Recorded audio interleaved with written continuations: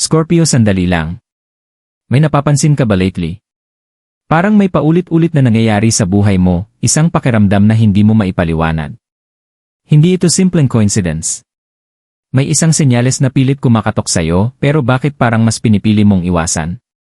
Takot ka bang harapin ang katotohanan? Kasi minsan, Scorpio, ang mga bagay na ini-ignore natin, sila pa yung may pinakamalaking epekto sa buhay natin. At ngayon may isang bagay na hindi mo na pwedeng baliwalain.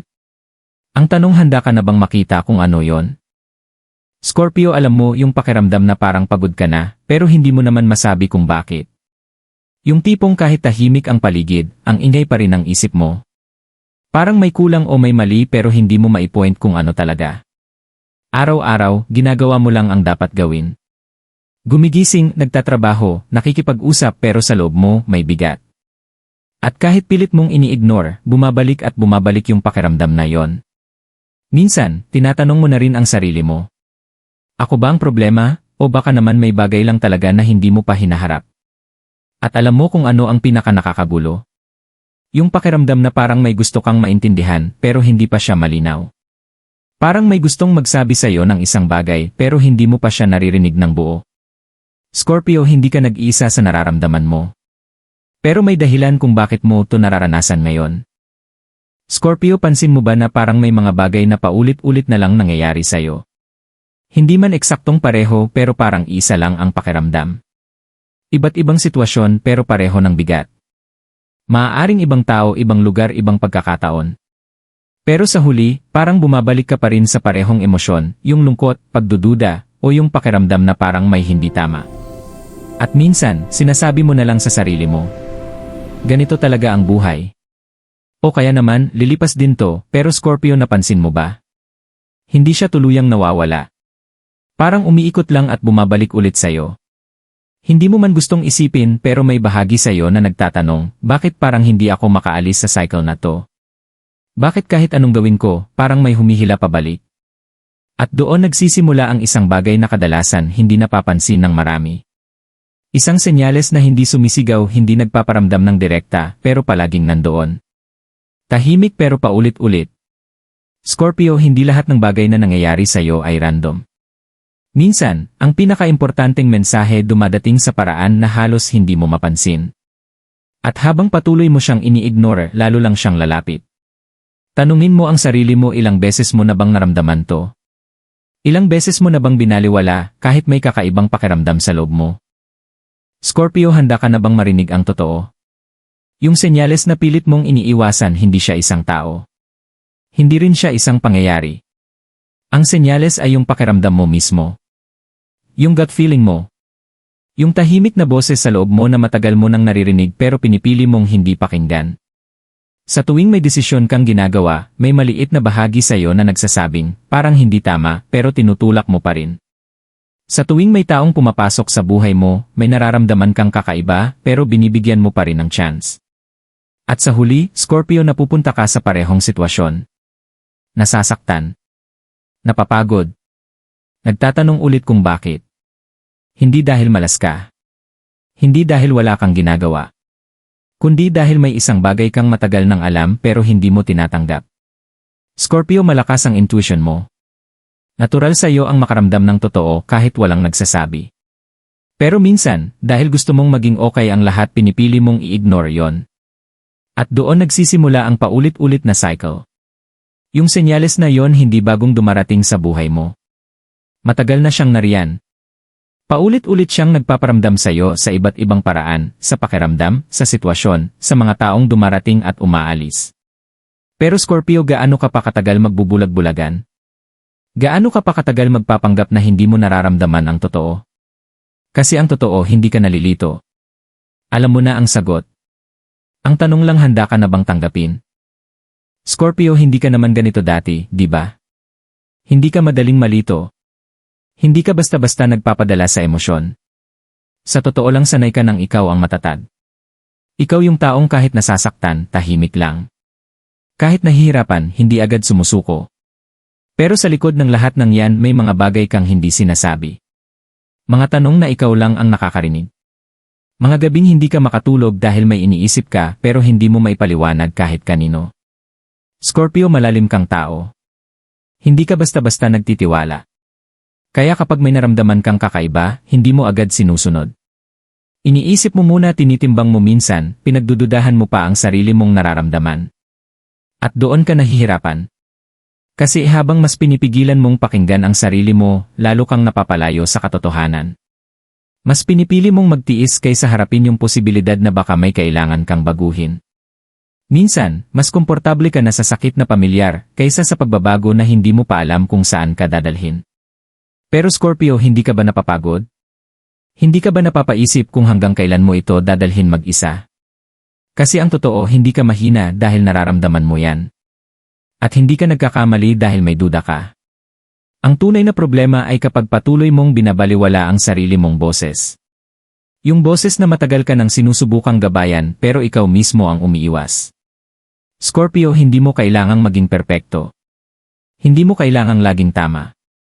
Pero minsan, kailangan mo lang maging totoo sa sarili mo. Scorpio, dito ka ngayon sa pagitan ng dalawang bagay. Yung alam mong tama at yung pinipili mong gawin.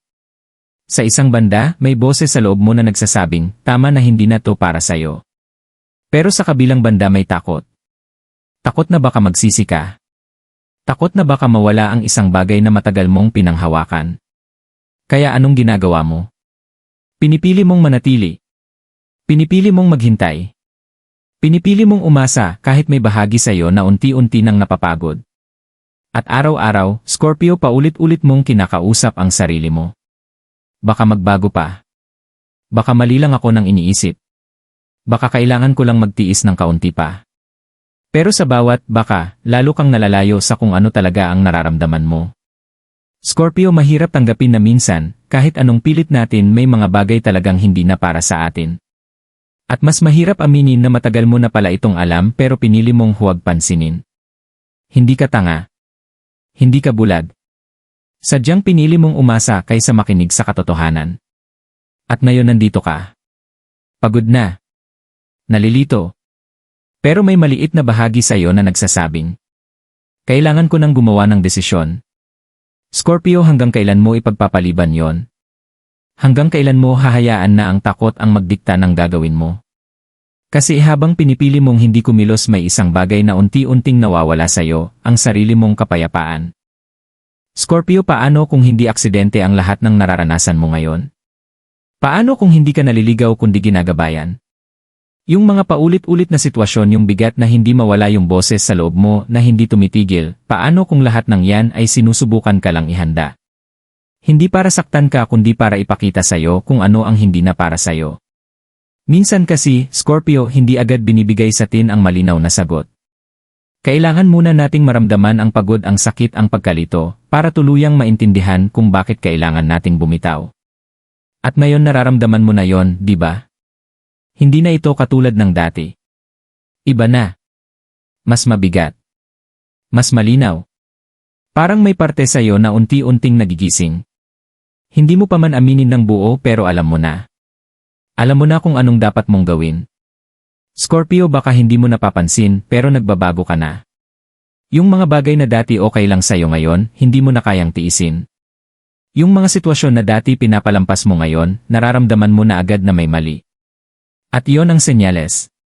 Hindi lang yung pakiramdam kundi yung pagbabago sa loob mo. Hindi ka na yung dati mong sarili. At dahil doon, hindi na rin pwede na manatili ka sa parehong lugar, sa parehong sitwasyon, o sa parehong cycle. Scorpio, minsan, ang pinakamahirap na desisyon siya rin ang magdadala sa iyo sa kapayapaan na matagal mo nang hinahanap. At baka ito na yung moment na yon. Scorpio, hindi ko sasabihin sa iyo kung anong eksaktong dapat mong gawin. Kasi sa totoo lang alam mo na yon. Hindi mo lang siguro binibigyan ng sapat na pansin. O baka hindi ka pa handang tanggapin ng buo. At okay lang yon. Hindi lahat ng desisyon kailangang madaliin. Hindi lahat ng sagot dumarating agad. Pero Scorpio, sana, sa pagkakataong ito, subukan mong makinig. Hindi sa ibang tao kundi sa sarili mo. Kapag may naramdaman kang kakaiba, huwag mo agad baliwalain. Kapag may sitwasyon na paulit-ulit kang pinapagod, tanungin mo kung bakit ka pa nandyan. At kapag may boses sa loob mo na nagsasabing hindi na tama, huwag mo siyang patahimikin. Hindi mo kailangang baguhin ang lahat sa isang iglap. Minsan, sapat na ang isang maliit na hakbang, isang desisyon na pabor sa kapayapaan mo. Scorpio, piliin mong unahin ang sarili mo. Hindi sa pagiging selfish kundi sa pagiging totoo. Dahil sa huli, ikaw lang ang makakaalam kung ano ang tunay na makakabuti sa'yo. At ikaw lang din ang may kakayahang baguhin ang direksyon na tinatahak mo ngayon.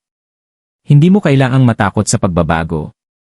Dahil minsan doon nagsisimula ang mga bagay na matagal mo nang hinahanap. Scorpio, minsan, ang mga senyales sa buhay natin hindi dumarating na malakas o malinaw. Hindi sila sumisigaw, hindi sila nangungulit. Tahimik lang silang nariyan. Paulit-ulit na nagpaparamdam, naghihintay kung kailan ka handang makinig.